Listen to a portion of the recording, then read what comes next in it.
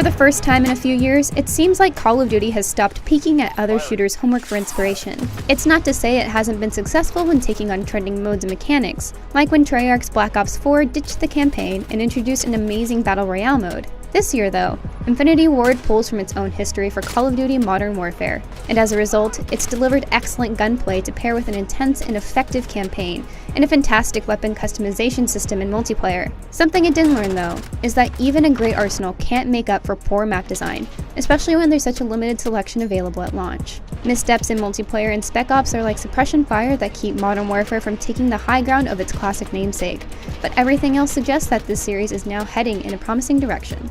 We've done separate, in-depth reviews for the single-player campaign and multiplayer. Here's what Ryan McCaffrey said about this year's Call of Duty campaign in his review, with my thoughts on multiplayer following that.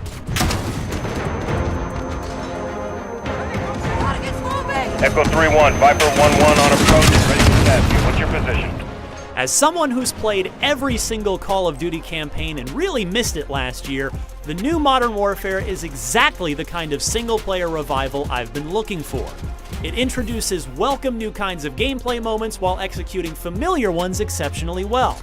Sure, its story may not be as provocative as it seems to want to be, but it reestablishes a strong identity for this 16-year-old franchise with a showcase solo shooter experience. Amidst a growing pile of battle royales and looter shooters that just don't scratch that same itchy trigger finger, it felt just like old times.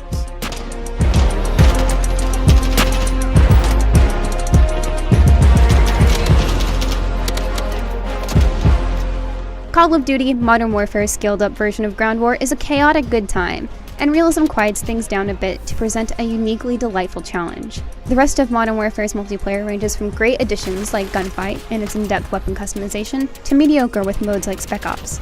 But across most of them, mediocre maps make spawn camping a frustrating problem, and escaping the ones where you know you'll have a bad time is more challenging with removed map voting. But there sure is a lot to do in Modern Warfare, and that variety is important to keep things feeling fresh after the occasional unexpected low points.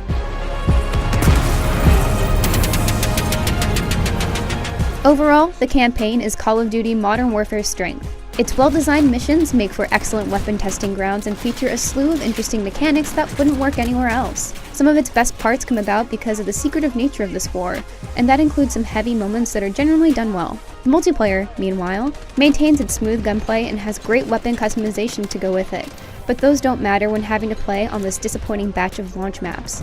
Still, Modern Warfare's gorgeous new realism mode, the large-scale ground war, and quick and dirty gunfight help mix things up for a good time. For even more on Call of Duty Modern Warfare, be sure to check out our tips videos for ground war and gunfight. And for everything else, keep it on IGN.